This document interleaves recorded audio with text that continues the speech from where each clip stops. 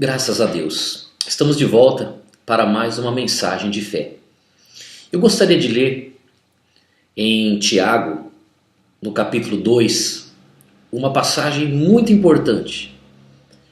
Eu gostaria que você, no vídeo de hoje, desse toda a sua atenção a respeito do assunto que iremos tratar. O tema é o seguinte: a fé sem obras é morta. Diz assim: meus irmãos, qual é o proveito se alguém disser que tem fé, mas não tiver obras? Pode acaso semelhante fé salvá-lo?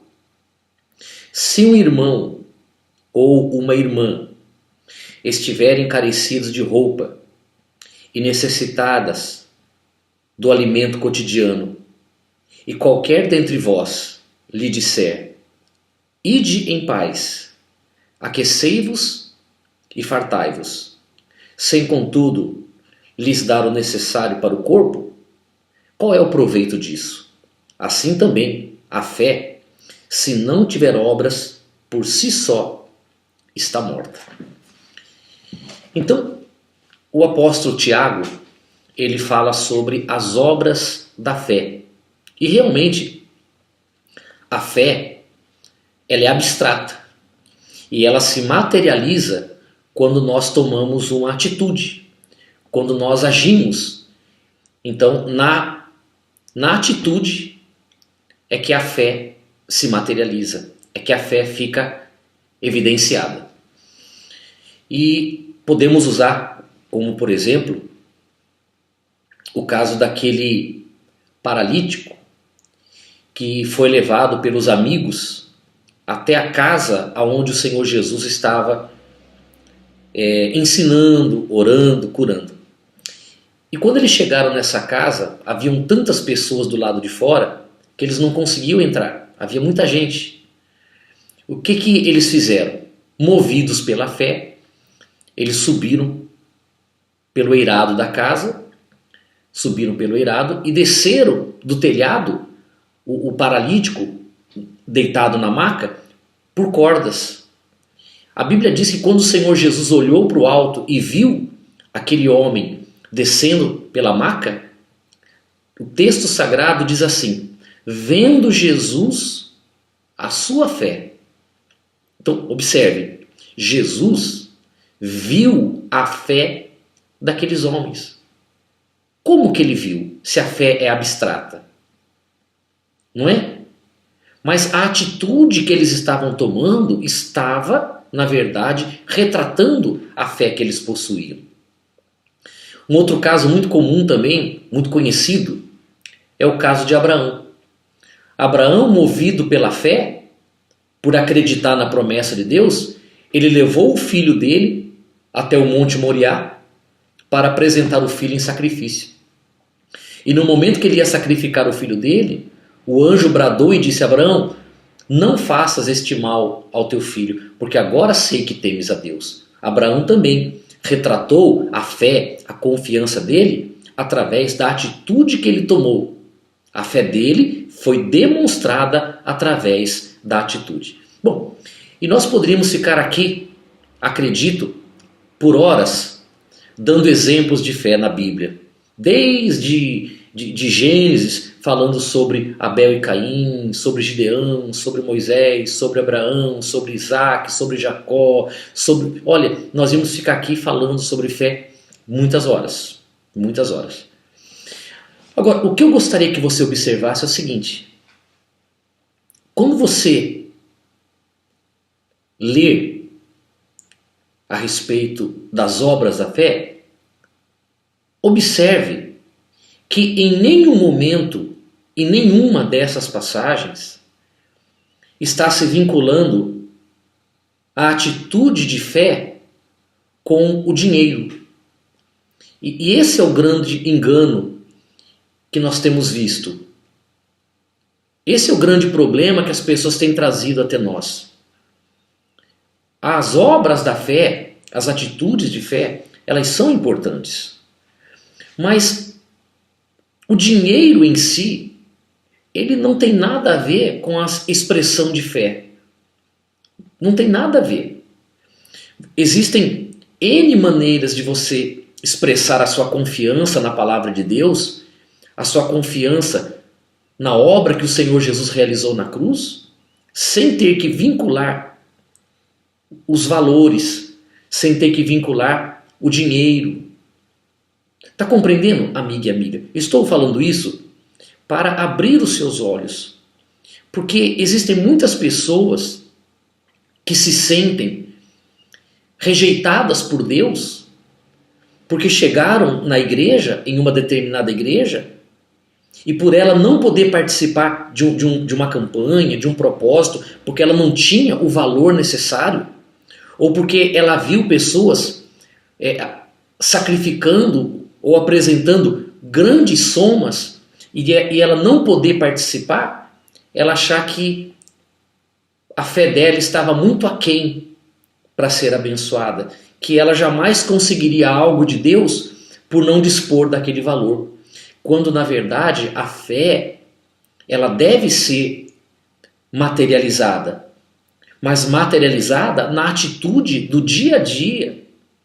A fé deve ser materializada quando a pessoa, por confiar na palavra de Deus, ela vai e toma atitudes. Ela vai e age a sua fé, sem que isso tenha que vincular, propriamente dito, o dinheiro. Está compreendendo, amiga e amiga? Uma coisa não tem nada a ver com outra. A fé requer obras. A fé requer atitudes. A fé, na verdade, ela acompanha, ou ela é acompanhada naturalmente quando aquela pessoa que ouviu a palavra de fé crê naquela palavra. Então ela age, ela toma atitude sobre a palavra de Deus. Só que o dinheiro não financia a fé. Não é o dinheiro, porque se fosse assim, haveria uma diferença entre os ricos e os pobres em questão da fé. Só que o milagre, ele não é comprado. A bênção de Deus não é adquirida com o dinheiro, mas a fé, ela é obrigatoriamente acompanhada pelas obras, e as obras representam, simbolizam, expressam a fé de cada pessoa. O dinheiro não financia. O dinheiro não pode comprar a bênção de Deus, não pode comprar um milagre. Não pode, de forma alguma. As pessoas ajudam a obra de Deus com a sua oferta, com o seu dízimo, é natural, mas de forma espontânea, sem obrigatoriedade, sem imposição. Ela está dando a oferta dela, ela está dando o dízimo dela, porque ela já foi abençoada. Ela está sendo abençoada. É um reconhecimento que ela tem diante do que Deus tem feito na vida dela. Está compreendendo? Porque hoje nós vivemos a época da graça, a era da graça. Nós não vivemos mais a época da lei.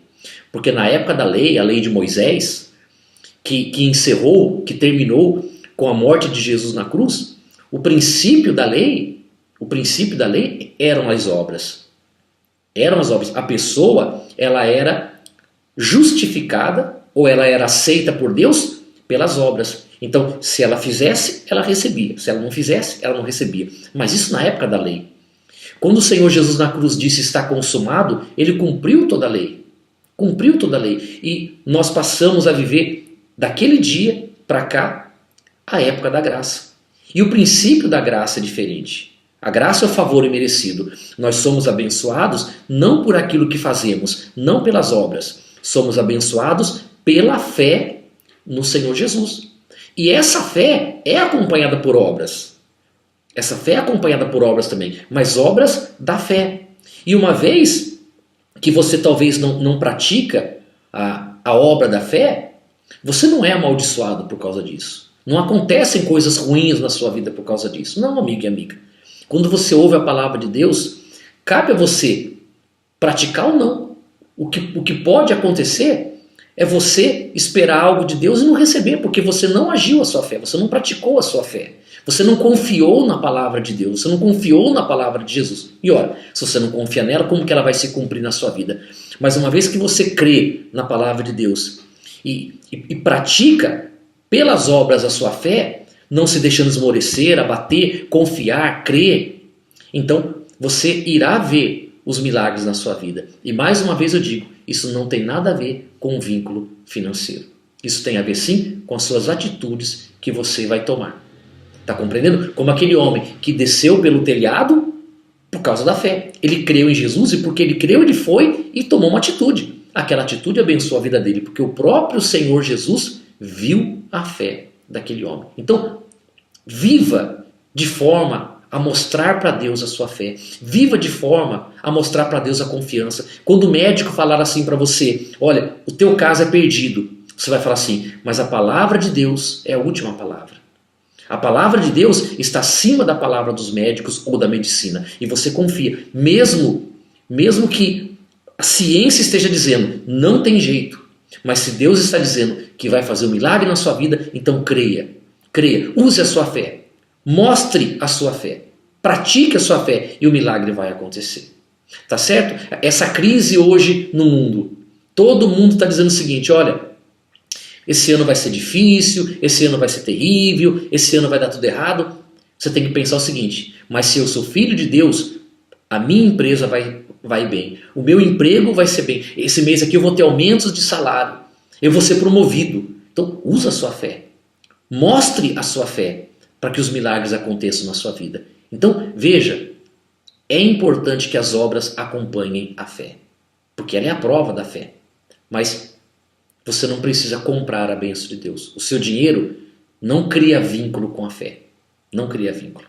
O que cria vínculo são as suas obras, a sua confiança na palavra de Deus. Tá certo? A Igreja Graça e Verdade em Indaiatuba, na rua Pedro Gonçalves, 1041, bem no centro da cidade de Indaiatuba. Nós aguardamos por todos vocês, tá bem? Forte abraço, Deus abençoe e até lá.